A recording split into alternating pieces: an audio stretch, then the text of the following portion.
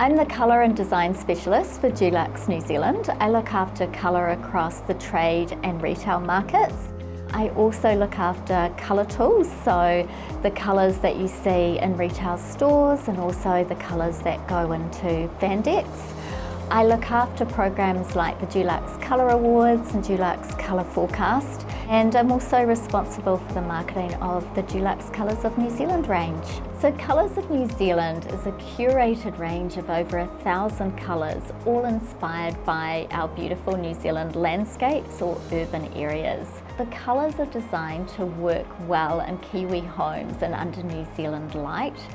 It contains a large range of neutrals, naturals, whites, greys, and also greyed off greens and blues that work really well in our homes. Famous colours like our most popular white, which is Dulux Ocarito, and beautiful greens like Woods Creek and blues like Five Fingers Peninsula.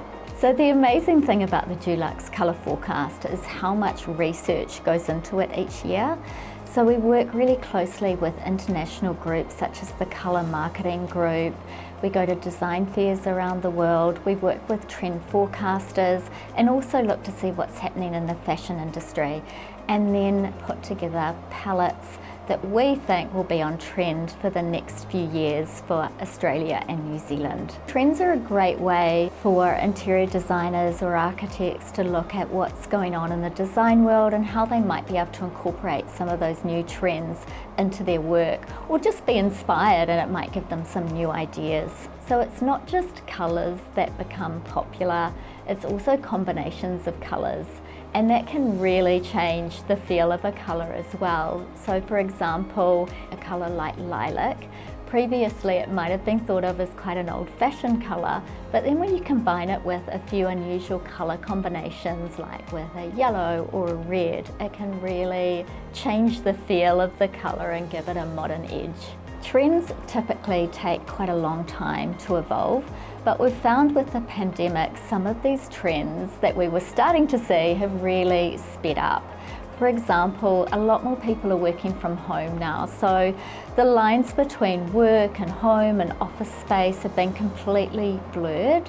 People are being drawn towards, I guess, more reassuring and comforting colours. So over the past 5 years, we've been moving away from those cooler whites, and those are whites with typically a blue or grey undertone, or some of those really bright stark whites, and we're moving towards warmer whites, and these are cozier and they're quite comforting, and they go with lots of warmer colours like the burnt oranges and the beiges and the browns. So with the Dulux Colour Awards, the entries are just incredible. Like year after year we see people doing amazing things with colour, breaking traditional colour rules or putting together combinations of colours that we just haven't seen before. One of the Colour Award entries that stands out to me was a social housing project where they used colour really effectively in a group of houses that could potentially all look the same. All had unique colours on them.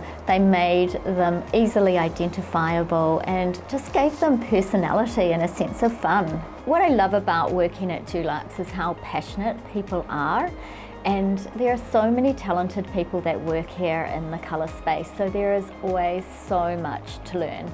So I think we have about 4,700 colours in the Dulux World of Colour Atlas, and we have about 1,000 colours in the Colours of New Zealand range. As technology changes and we're able to move into different colour spaces, we're developing new colours. So a few years ago we added a new range of bright colours, some pinks and reds and oranges in spaces that we didn't have before, so it's constantly evolving.